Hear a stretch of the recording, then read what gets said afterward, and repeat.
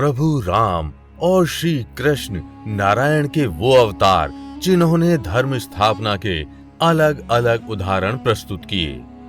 श्री राम ने जहां पिता के वचन हेतु 14 वर्षों का वनवास भोगा तथा प्रजा की खुशियों के लिए अपनी पत्नी से दूर रहे, वहीं श्री कृष्ण ने धर्म स्थापना के लिए गांधारी के श्राप को सहा और अपने ही वंश का विनाश करवा बैठे।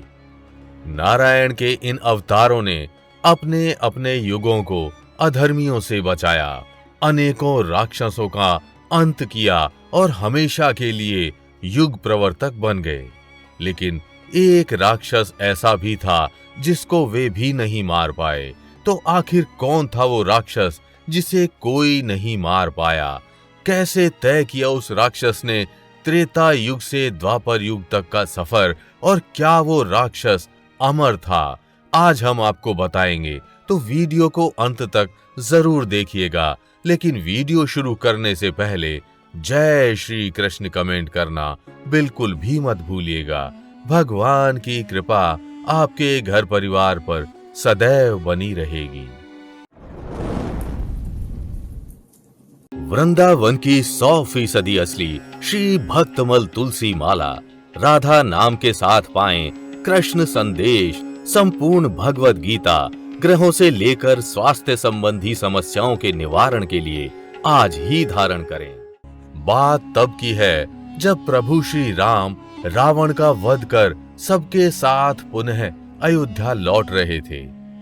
उस दौरान अयोध्या को दीपकों से सजाया जा रहा था।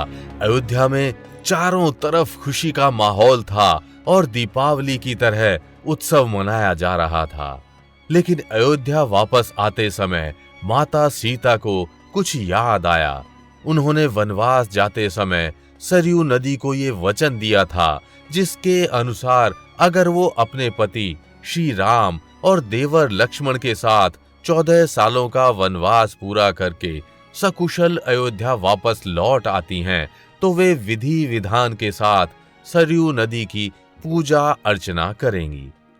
सीता जी ने ये बात श्री राम जी को बताई और वे अपने पुत्र समान देवर लक्ष्मण के साथ सरयू की ओर बढ़ने लगीं। जब राम भक्त बजरंग बली हनुमान जी ने दोनों को जाते देखा तो वो भी उनका पीछा करने लगे। माता सीता जब सरयू नदी के किनारे पहुंची तो हनुमान जी पास के एक पेड़ के पीछे छुप गए और वहीं से दोनों पर अपनी नजर रखने लगे। उधर पूजा आरंभ करने से पहले माता सीता ने लक्ष्मण जी को सरयू नदी से जल लाने के लिए कहा, जिसके बाद लक्ष्मण जल लाने के लिए नदी में उतर गए। वे जल भर ही रहे थे कि तभी अचानक सरयू नदी के भीतर से एक बड़ा भयानक राक्षस निकला। वो राक्षस लक्ष्मण जी को निगलने के लिए आगे बढ़ा। वो राक्षस कोई और नहीं बल्कि अघासुर नामक वो राक्षस था जिसको स्वयं भगवान शिव का विशेष आशीर्वाद प्राप्त था। जब माता सीता ने लक्ष्मण जी के पीछे उस भयानक राक्षस को देखा, तब वे स्वयं लक्ष्मण जी को बचाने सरयू नदी में उतर गईं। माता सीता को सरयू में उतरता देख सरयू माता स्वयं प्रकट हुईं। सरयू माता ने सीता जी को आशीर्वाद देते हुए अघासुर के वध का मार्ग बताया। ये अद्भुत दृश्य हनुमान जी भी देख रहे थे, जो एक पेड़ के पीछे छिपे हुए थे। उन्होंने भगवान श्री राम के सम्मुख उपस्थित होकर देवी सीता और लक्ष्मण जी के साथ की सारी घटना कह सुनाई। हनुमान जी की सारी बात सुनने के बाद भगवान राम मुस्कुराए और उन्होंने हनुमान जी को बताया कि इस राक्षस को भगवान शिव का वरदान प्राप्त है, इसलिए इसका वध मैं भी नहीं कर सकता।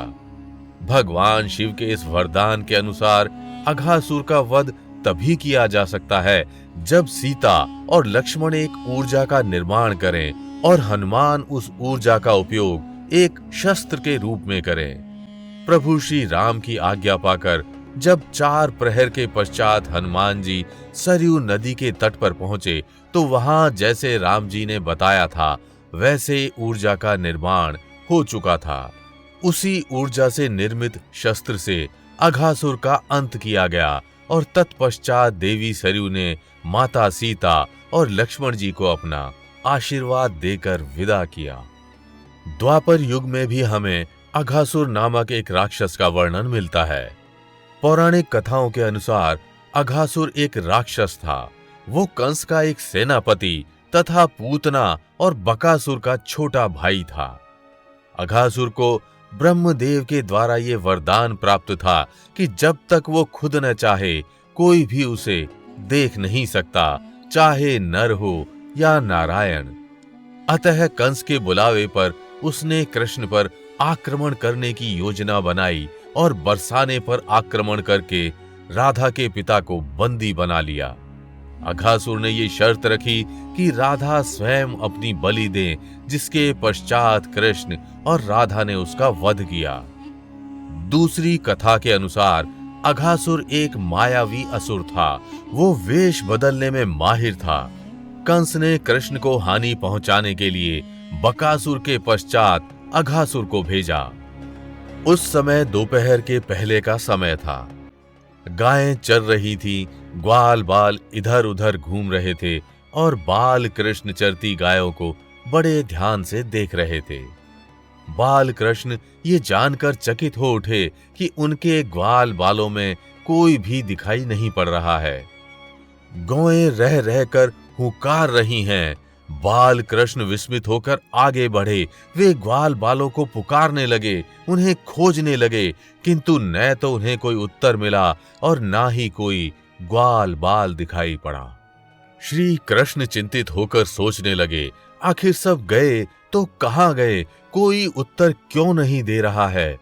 श्री कृष्ण कुछ और आगे बढ़े। उन्होंने आगे जाकर जो कुछ देखा उससे उनके आश्चर्य की सीमा नहीं रही। एक भयानक अजगर मार्ग में पड़ा हुआ था, जो जोर जोर से सांसें ले रहा था। वो कृष्ण को देखते ही और भी जोर जोर से सांसें लेने लगा। वो अजगर नहीं, अजगर के रूप में अघासुर था। उसी ने अपनी सांसों द्वारा ग्वाल बालों को अपने पेट के अंदर खींच लिया था। उसने सोचा था वो कृष्ण को भी अपनी सांसों द्वारा अपने पेट के अंदर खींच लेगा। उसे क्या पता था कि जो कृष्ण सारे ब्रह्मांड को अपनी ओर खींच लेते हैं, उन्हें कौन खींच सकता है। अजगर के रूप में पड़े हुए अघासुर को देखते ही कृष्ण पहचान गए। वो अजगर नहीं, कोई दैत्य है और इसी ने अपनी सांसों द्वारा ग्वाल बालों को अपने पेट में खींच लिया है। वे सावधान हो गए। उधर अजगर कृष्ण को खींचने के लिए जोर जोर से सांसें ले रहा था। कृष्ण अपने आप ही अजगर के मुख के पास जा पहुंचे। उन्होंने अपने दोनों हाथों से अजगर का मुख पकड़कर उसे फाड़ डाला। वे अपने आप ही उसके बहुत बड़े पेट के भीतर घुसकर अपने शरीर का विस्तार किया। इतना विस्तार किया कि अजगर का पेट फट गया और अघासुर का अंत हो गया। तो क्या आप अघासुर के बारे में जानते थे? हमें कमेंट करके जरूर बताइएगा। और अगर वीडियो अच्छी लगी हो तो इसे लाइक व शेयर कर चैनल को सब्सक्राइब करना बिल्कुल भी मत भूलिएगा।